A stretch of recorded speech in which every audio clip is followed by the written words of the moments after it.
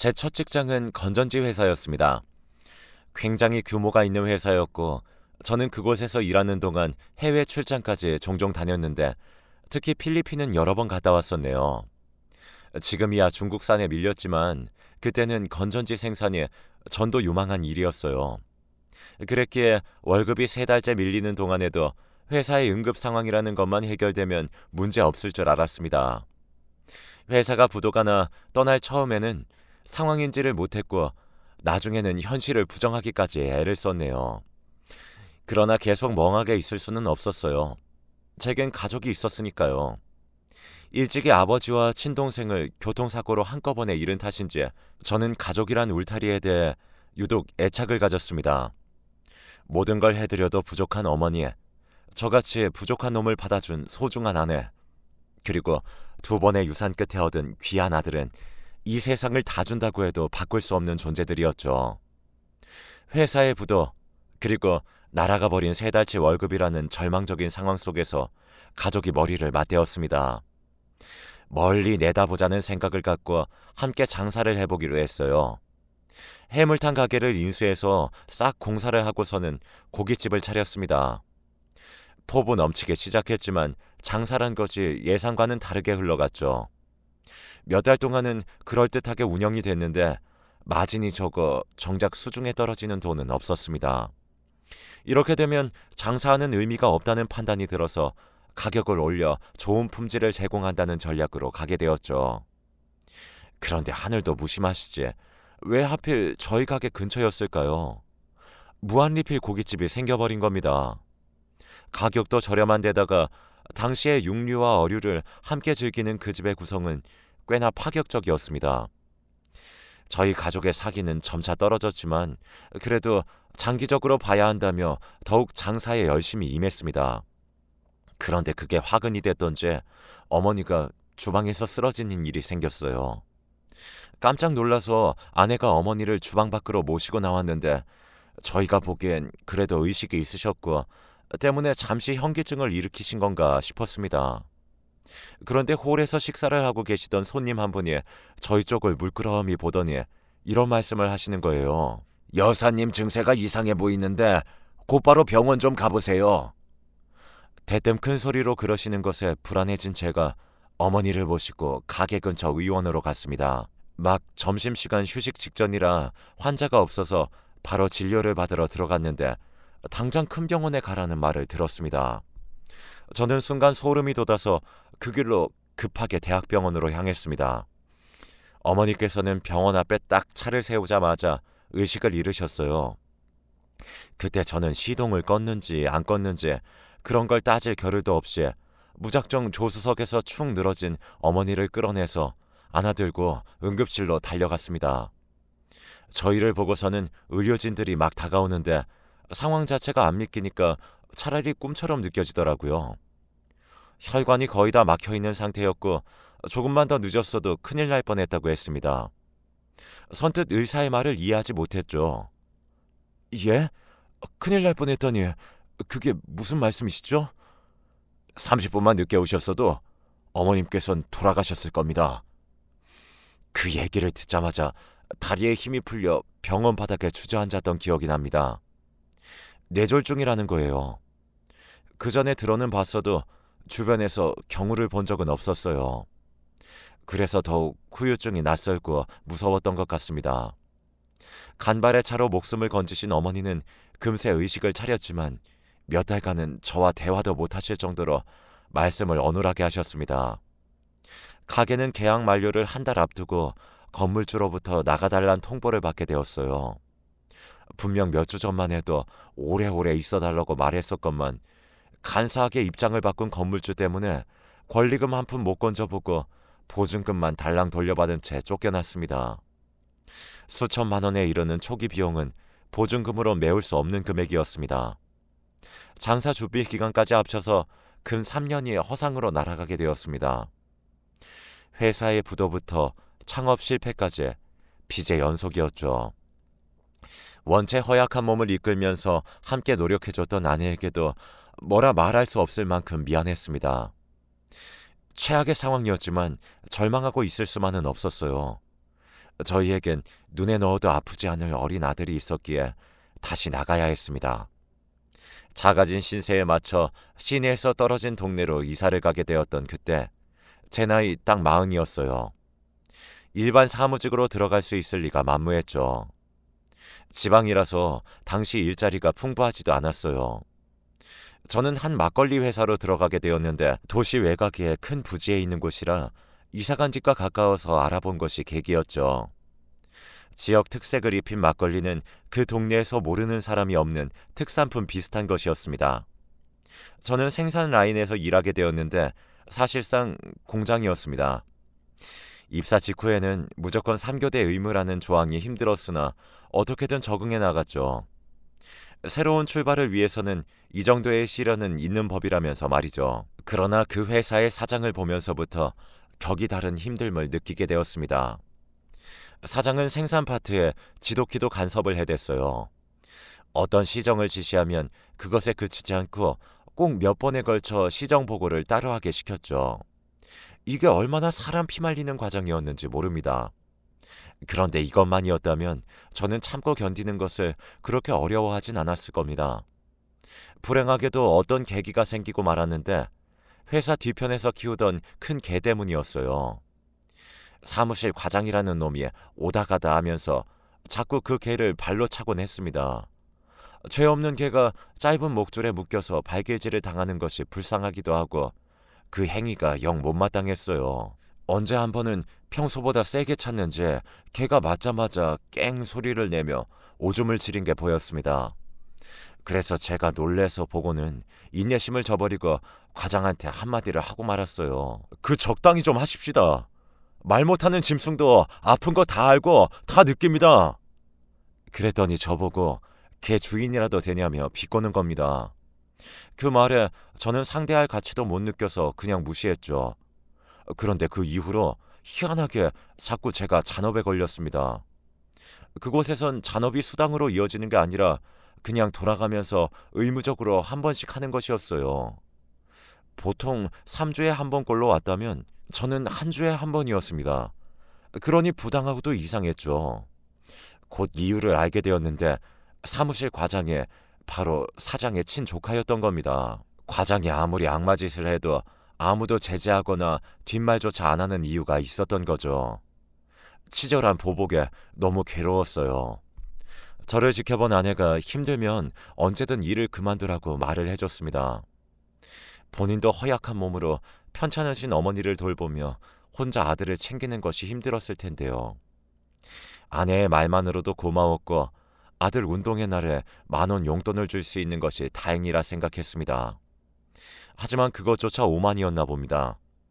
거의 모든 근무자들이 눈치챌 만큼 저는 부당한 환경 속에서 일을 하고 있었지만 그래도 견디고 있었는데요. 어느 날 생산 파트 쪽에 설치되어 있는 자판기를 고장냈다는 누명을 쓰게 되었습니다. 저는 늦은 식사 후 믹스커피 한 잔을 뽑아 마신 게 전부였어요. 그런데 사장은 제가 사용한 직후부터 작동이 안 된다며 역설을 냈습니다. 이거 이 기훈 씨가 망가뜨린 거 아니냐 이 말이야. 이거 자판기 대리점에서 빌려다 쓰는 건데 이거 어쩔 거야? 어떻게 물어낼 거야? 모두가 다 쳐다보는 앞에서 삿대질을 당하는 동안 제 얼굴에는 열이 올랐습니다. 그러다가 수리비를 월급에서 까겠다는 사장의 말에 눈이 돌아갔어요. 제가 고장낸 것도 결코 아니지만 만에 하나 그렇다 해도 어떻게 그걸 물어준단 말입니까? 어이가 없었습니다. 요즘 표현으로 사장이 하는 짓은 그저 갑질에 지나지 않았죠. 해도 너무하시는 거 아닙니까? 제가 왜 책임져야 하는지 모르겠습니다. 사장님께서 합리적인 이유로 이러신다는 생각도 안 듭니다.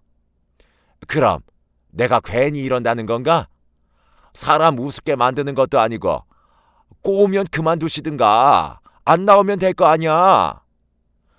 사장은 저보고 자리를 비우라고 했습니다. 반발할까 하다가 그만뒀어요. 그래, 여기까지인가 보다 싶었거든요. 뻔뻔하기 짝이 없는 사장과 무능력하고 뒷말이나 매일 퍼나르는 과장을 더 이상 보지 않아도 된다는 것이 미안이기도 했죠. 그런 저에게 하늘은 또다시 무심했습니다. 어찌 순서가 그리 되었을까요? 그래서 사람 인생이 살아가는 것이 쉽지 않은 것 같습니다. 다름 아니라 제 아내 일이었어요.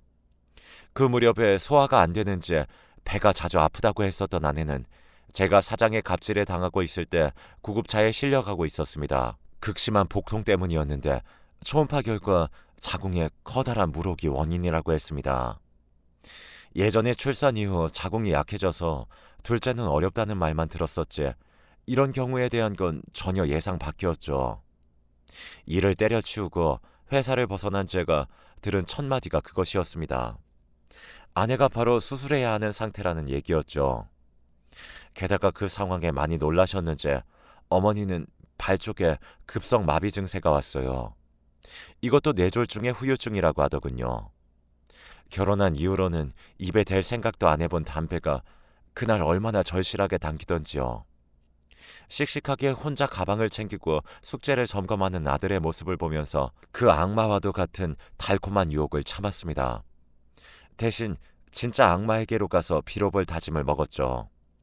제 가족을 위해서라면 굴욕쯤은 아무것도 아니었죠. 자존심이 밥 먹여주지 않으니까요. 무작정 사장실을 찾아가 정중하게 인사를 드리고 빌었어요. 제가 욱해서 그런 것이니 한 번만 용서해달라고 말입니다. 그랬더니 사장이 그러는 겁니다. 태도가 영 불성실하고 간절함이 부족해 보여서 안 되겠다고요. 그게 무슨 말인지 머리로는 이해가 안 가는데 몸은 저절로 무릎을 꿇고 있었습니다. 제 사정 좀 봐주십시오. 전 가족이 있습니다. 일을 꼭 해야 합니다. 읍수하는 저에게 사장은 누군 뭐 가족 없나? 하고 비웃더니 정 일을 계속하고 싶으면 과장한테 가서 사과하라고 했습니다. 기가 막혔죠. 뭘 사과하란 말입니까? 그럼에도 저는 과장을 찾아가 그간의 무례를 용서해달라는 말로 사과할 수밖에 없었어요. 그러니까 과장이 제 면전에 대고 푹 웃더군요. 진짜 분노로 손이 덜덜 떨렸지만 참아냈습니다. 저는 벌이를 멈출 수 없는 상황이었고 단 하루의 무직 상태도 용납할 수 없었기에 이직 같은 건 그때 생각도 못 해봤어요. 그저 악바리로 자리를 이어나갔습니다. 다른 사람들이 2교대로 전환될 때 저는 계속 3교대 유지였어요. 못 그만두는 제 처지를 한 그들의 악랄함이었죠. 하루는 제 아들이 아빠는 왜 계속 3교대냐고 묻는데 할 말이 없었습니다. 솔직히 말해서 아들이 3교대라는 단어를 아는 것조차 싫었어요. 못난 아빠를 닮지 않아 똑똑한 저희 아들이 이런 세상을 몰랐으면 하는 마음까지 들었습니다. 회사에서는 사장이며 과장이 저를 우습게 보니 자연스레 다른 사람들도 저를 업신여기는 분위기였습니다. 그도 그럴 것이 사장은 저희 지역의 유지이기도 했기 때문입니다. 회사 근방에 유명한 국밥집이 있었는데 거기서 경찰들과 사장이 같이 밥 먹는 것은 자주 목격되는 장면이었어요. 특히 동네 파출소장과는 호영호재하는 관계였습니다.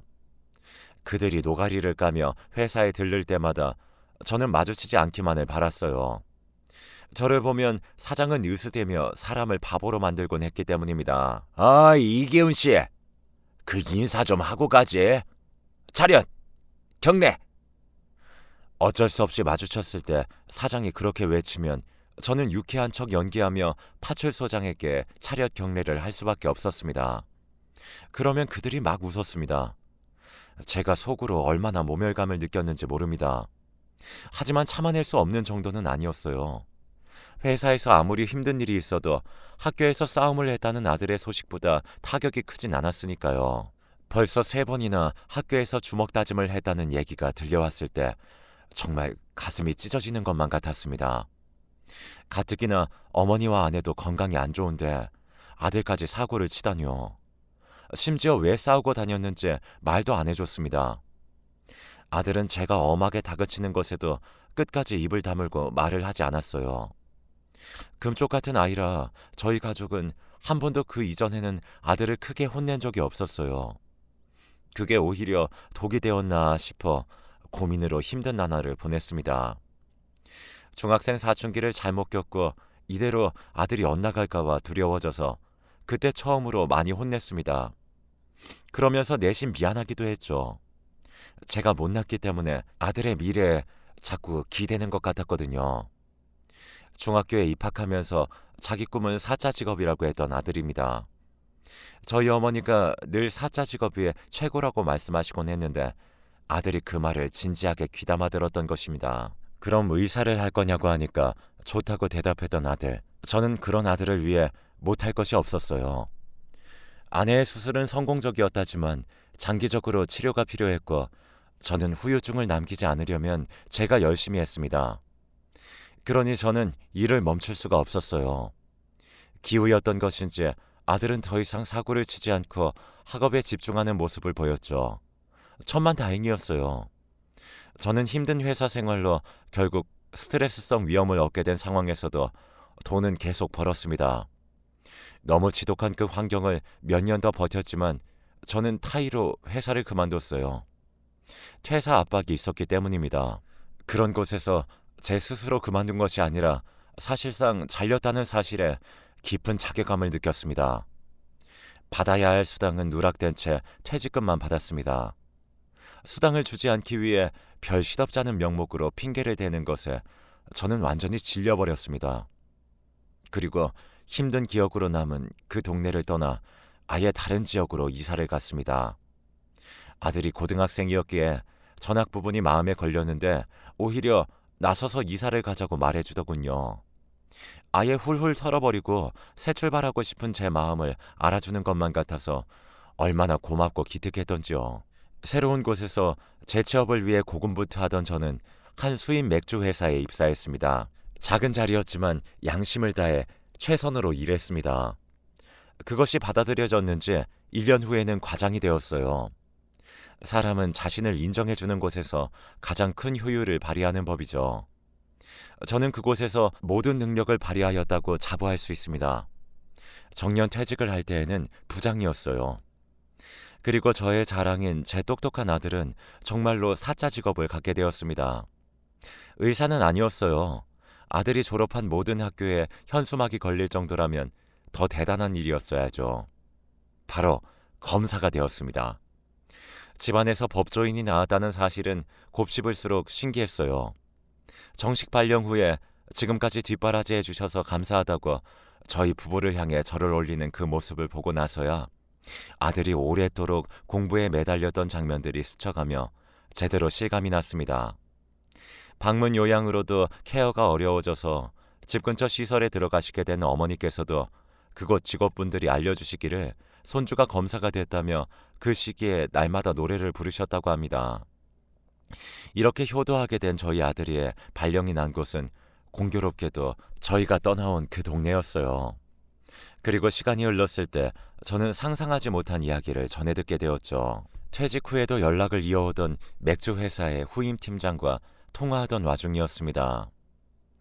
그쪽에 전통 막걸리 회사 있잖아요. 최근에 아주 난리라던데요. 형님 예전에 거기서 일하셨다고 하신 것 같아서 생각나더라고요. 그 말을 듣고선 번뜩 정신이 들었죠. 악몽이었던 그곳의 소식을 듣게 된 건 그만큼 의외였습니다. 후임이 동종업이다 보니 건너 듣게 됐다는 것은 그 막걸리 회사가 이번에 잘못 걸려서 완전히 털리고 있다는 내용이었어요. 선뜻 믿어지지 않았죠. 거기가 어떤 곳인데요? 제가 몸담아 봤기 때문에 잘 알았습니다. 몇 년 전부터 사장의 친아들이 대표직을 맡고 있었고 옛날보다 회사의 몸집을 더 키운 데다가 아직도 혈연, 지연, 학연 다 끌어모아 그 지역에서 떵떵거리고 있다는 건 익히 들어온 바죠. 난리가 나 봤자야. 거긴 경찰도 못 건드려. 내가 알아. 아마 경찰도 꼼짝 못할 거예요. 찍소리도 못한다나 그런가 봐요. 대체 뭔 소리야 그게. 제가 뭐 듣기로는 검사가 직접 나서는 바람에 거기서 못 빠져나갈 거라는 것 같았어요. 뭔가 이상했습니다. 검사가 나서다뇨. 설마 싶은 생각이 먼저 들었습니다. 아닐 거라고 여기면서도 그 막걸리 회사의 소식에 촉각을 곤두세웠어요. 제 기억 속에 그곳은 거대하고도 거대했기 때문에 큰 위기에 처한 그림과는 매치가 안 됐습니다. 그런데 얼마 후 다시 접하게 된 소식에 정말 놀라웠습니다. 세금 탈루와 공금 횡령으로 회사가 조사를 받게 되자 그 사실에 충격받은 대표의 아버지가 뇌졸중으로 쓰러졌다는 겁니다. 저에게 갑질을 행했던 바로 그 사장 말입니다. 그리고 회사의 이사가 불법을 자행한 주범으로 지목되었다고 했습니다. 이사가 누구인가 하니 저를 괴롭혔던 사장의 조카였습니다. 아니, 살다 보니 어떻게 이런 일이 생길 수가 있나 싶었죠. 아들과 모처럼 둘만의 자리를 가지게 되었을 때 자연스럽게 제 머릿속은 그 일로 가득 차 있었어요. 고깃집에서 아들이 막걸리를 주문하길래 제가 손사래를 쳤습니다. 저는 그 막걸리 회사 이후로는 막걸리 자체에 치를 떨게 되어서 절대 마시지 않거든요. 알아요. 그런데 오늘은 한잔 하세요. 아들의 대답이 묘했습니다. 서로 말없이 한참 고기만 구워 먹다가 제가 먼저 얘기를 꺼냈어요. 혹시 그거 네가 한 거야? 네, 맞아요. 왜 그렇게 했어? 질문에 주어도 없었건만 아들은 시인했습니다. 그리고 이유를 묻자 대답이 없었죠. 제 앞에다가 구운 고기를 놓아주는 아들의 모습은 아주 늠름해 보였습니다. 건장하게 다 큰 모습을 보며 희한하게 옛날 그때가 떠올랐어요.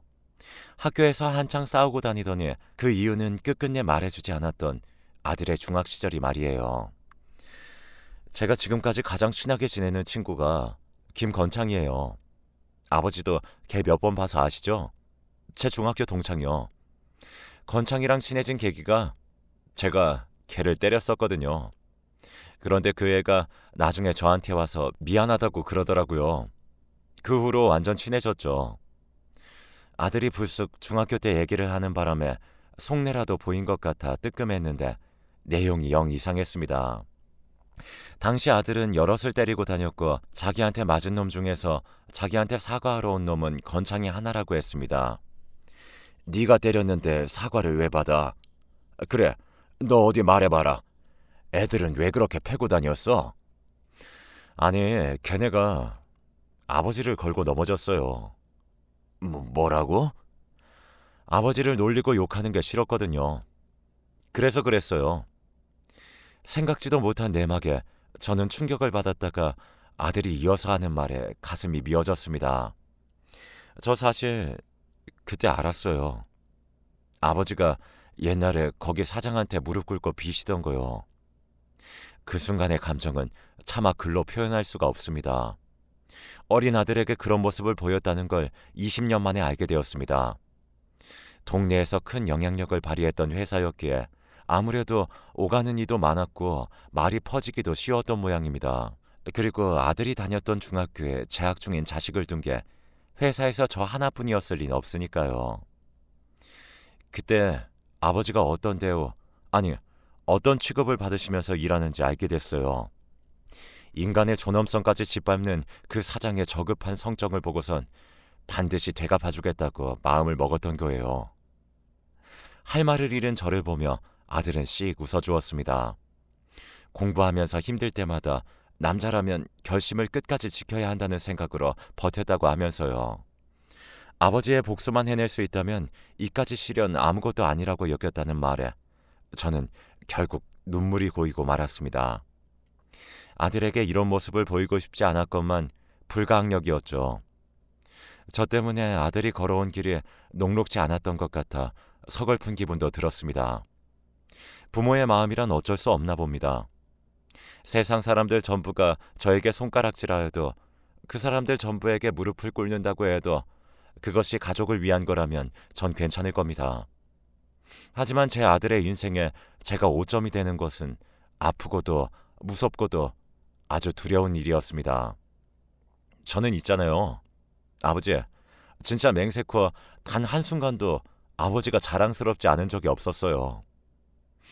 그래서 제 아들이 하는 말에 눈물을 흘리고 말았나 봅니다. 그 어떤 말보다 감격스러웠고 모든 보상을 받은 것 같았어요.